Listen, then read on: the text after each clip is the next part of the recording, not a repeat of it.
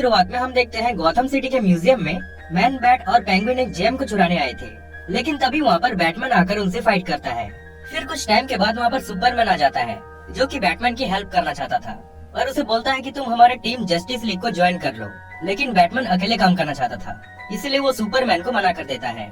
फिर वहाँ पर जोकर भी आ जाता है, लेकिन बैटमैन उन तीनों को डिफीट कर देता है और सुपरमैन को गुस्से से बोलता है कि मैं कभी जस्टिस लीग को ज्वाइन नहीं करने वाला, जिसके बाद सुपरमैन वहाँ से चला जाता है। लेकिन कुछ टाइम के बाद वो अचानक से डिसअपियर हो जाता है और उसके साथ साथ वो तीनों विलन्स और वो जेम भी गायब हो जाते हैं। फिर बैटमैन अपने बैट केव पहुँचता है, जहाँ उसे न्यूज से पता चलता है कि सुपरमैन मिसिंग है, जिसके बाद बैटमैन उसको ढूंढने का डिसाइड करता है, इसलिए वो फ्लैश को बुलाता है।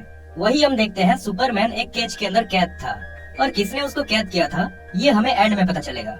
दूसरी तरफ फ्लैश और बैटमैन पूरे वर्ल्ड का चक्कर लगाते हुए सुपरमैन को ढूंढने लगते हैं और जैसे ही वो इजिप्ट पहुंचते हैं तो वो देखते हैं कि वहाँ पर कैप्टन कोल्ड एक ऑब्लिक्स यानी आप बोल सकते हैं एक पिलर को चुराने की कोशिश कर रहा था।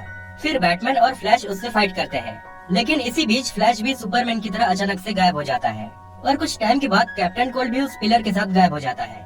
उसके बाद बैटमैन ओशियन में जाता है एक्वामैन से हेल्प मांगने, लेकिन रास्ते में वो देखता है कि ब्लैक मैंटा ट्राइडेंट को चुराने की कोशिश कर रहा था, जिसके बाद बैटमैन और एक्वामैन उससे फाइट करते हैं। लेकिन एंड में वही चीज होती है, यानी एक्वामैन, ब्लैक मैंटा और वो ट्राइडेंट भी डिसअपियर हो जाते हैं। फिर हम देखते हैं कि एक्वामैन और फ्लैश भी सुपरमैन के साथ उस केज में कैद होते हैं, जिसके बाद बैटमैन सोचता है कि अगर जस्टिस लीग के सारे मेंबर्स एक एक करके गायब हो रहे हैं तो अब बस दोनों बचे हैं, यानी साइबोर्ग और वंडर वुमन, इसलिए वो उनकी ओर निकल जाता है।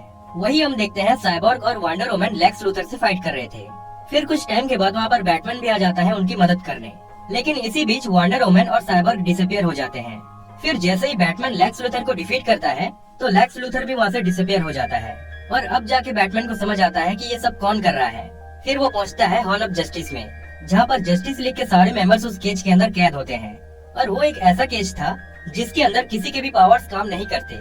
फिर हमें पता चलता है कि इन सब के पीछे बैटमाइट का हाथ था, जिसके बाद बैटमैन एक प्लान बनाकर सभी को केज से रिलीज कर देता है। उसके बाद बैटमाइट सभी विलन्स को बुला लेता है जो पहले डिसअपियर हो गए थे। फिर सभी हीरोज मिलकर उन सबको बहुत इजीली डिफीट कर देते हैं, जिसके बाद बैटमाइट उन सभी विलन्स को डिसअपियर करके खुद भी डिसअपियर हो जाता है। फिर हम देखते हैं बैटमैन फाइनली जस्टिस लीग को ज्वाइन कर लेता है, लेकिन वो ज्वाइन इसीलिए करता है ताकि वो सुपरमैन पर नजर रख सके, क्योंकि उसे लगता था कि सुपरमैन क्रिप्टॉन प्लैनेट से है, इसलिए आगे वो कहीं अर्थ के लिए खतरा न बन जाए। और इसी तरह ये मूवी यहीं पर एंड हो जाती है।